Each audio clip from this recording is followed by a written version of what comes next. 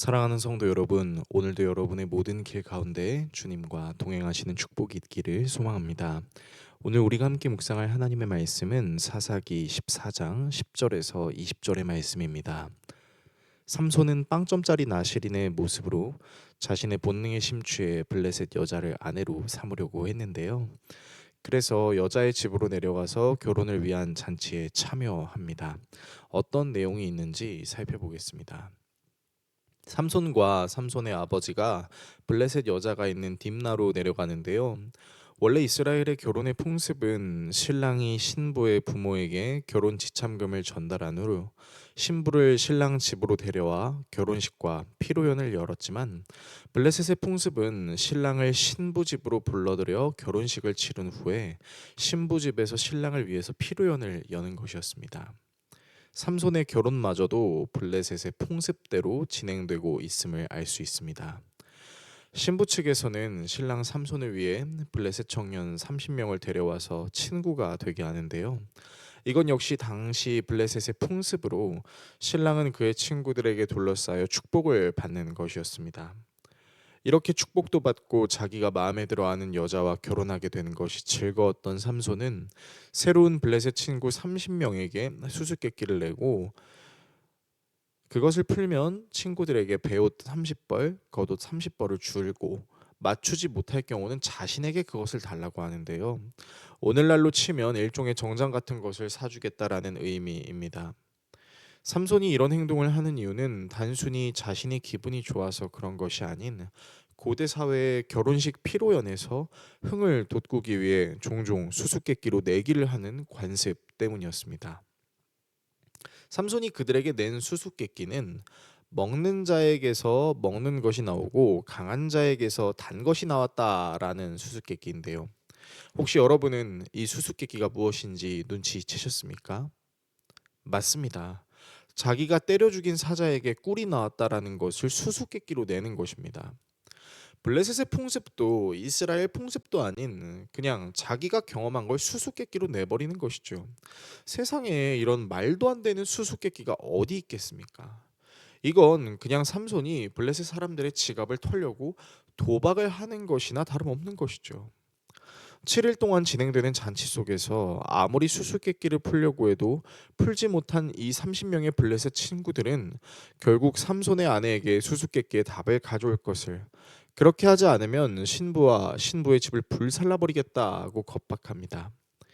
잔뜩 겁먹은 삼손의 아내는 삼손에게 수수께끼의 답을 가르쳐달라, 그리고 삼손은 자신의 부모한테도 알려주지 않은 것을 어찌 알려주겠냐고 대답하고, 하지만 아내의 절규로 결국 삼손은 아내에게 답을 알려주고, 아내는 그것을 블레셋 친구들에게 이야기해 줍니다.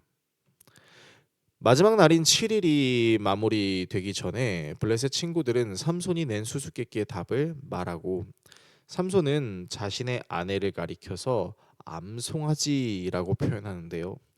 여기서 아내를 암송아지라고 표현하는 것은 당시 고대 근동에서 여자가 밭일과 같은 노동을, 그리고 많은 자녀를 낳는 것을, 그리고 남편에게 순종하는 그 모습을, 이 모든 것들이 마치 튼실한 암송아지 같다고 생각해서 생긴 관습이죠.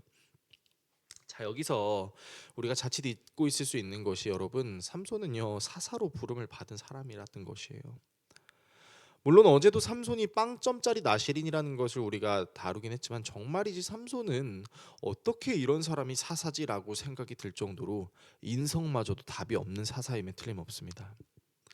블레셋 30명 친구들에게 선물을 줘야 할 생각에 화가 난 삼손은 갑작스레 하나님의 영이 임하고 딥나에서 40km 정도 떨어진 블레셋의 도시 아스글론으로 내려가서 거기에 있는 블레셋 사람 30명을 쳐 죽이고 도둑질해서 수수께끼를 푼 사람들에게 옷을 주고도 분이 풀리지 않았는지 그냥 자기 집으로 돌아가 버립니다. 왜 삼손이 아스글론으로 갔는지는 우리가 정확히 알 수 없지만, 이 또한 하나님의 계획이라는 생각이 듭니다. 결국 화가 난 삼손은 그 결혼식 잔치에서 홀라당 자기 아버지 집으로 돌아가 버리고요. 또 장인은, 이 삼손의 장인은 결국 그 결혼식에 들러리로 참석했었던 블레셋 청년 한 명에게 자신의 딸을 주므로 이 결혼식은 파기되어 버립니다. 그리고 이 일이 결국 삼손이 블레셋 족속을 공격하는 빌미가 되어버리게 되는 것이죠. 오늘의 말씀을 우리의 삶에 어떻게 적용해야 할까요? 삼손은 정말로 이상한 사사입니다. 삼손은 블레셋 여자와 결혼하기 위해 블레셋 결혼 문화를 선택하고 블레셋 친구들의 축복을 받고 자기 부모님에게도 알려주지 않은 사실을 블레셋 여자에게 알려줍니다. 게다가 삼손은 자신의 본능에 충실함으로 단지 이쁘다는 이유만으로 블레셋 아내를 선택하고 블레셋 친구들과 교제하려고 도박을 사용하며 도박에서 졌다는 이유로 분노를 통제하지 못해 폭력으로 표출해서 사람을 죽이고 사람의 것을 빼앗습니다. 삼손이 블레셋 사람들에게 해를 입히는 장면에서 단 1%도 이스라엘의 구원을 위한 갈망을 볼 수 없고 그저 자신의 분노에 대한 복수뿐이라는 것을 우리는 알 수 있는 것이죠. 그러나 이 모든 과정에서 하나님의 영은 삼손에게 임하십니다. 나시린으로 살지 못하는 삼손에게 사자를 찢을 수 있는 힘으로 블레셋 친구들과 도박하고 있는 삼손에게 블레셋 사람을 죽일 수 있는 힘으로 역사하십니다. 하나님이 삼손에게 초인적인 힘을 주신 이유는 이스라엘과 블레셋 사이를 분리시키시기 위함이며 이스라엘은 그것을 깨닫지 못해도 하나님은 일하고 계십니다. 무엇보다 하나님은 결점투성이인 삼손을 통해 하나님의 일을 이루십니다. 이에 대해서 데이비드 잭맨은 이렇게 얘기합니다. 하나님이 우리의 실패를 하나님의 성공의 기반으로 사용하시는 일도 하신다는 사실에 우리는 기뻐할 수 있다라는 것이죠. 이상한 사사 삼손의 모습은 어쩌면 하나님을 믿는 믿음이 있음에도 불구하고 여전히 자기 소견에 옳은 대로 행동하려는 우리의 모습을 떠올릴 수 있습니다. 그러나 그런 삼손을 하나님께서 하나님의 영을 주심과 더불어 계획대로 사용하시는 것처럼 우리 역시 자격이 없다 하더라도 그런 우리에게 하나님께서는 계획하신 예수님을 우리에게 보내주셨습니다. 그분의 피로 우리의 죄를 씻어주시고 그분의 부활하심으로 우리가 이 땅에서 하나님 나라를 드러낼 수 있는 은혜를 얻을 수 있습니다. 또 그것이 가능할 수 있도록 주님께서는 우리에게 성령을 보내주셨죠.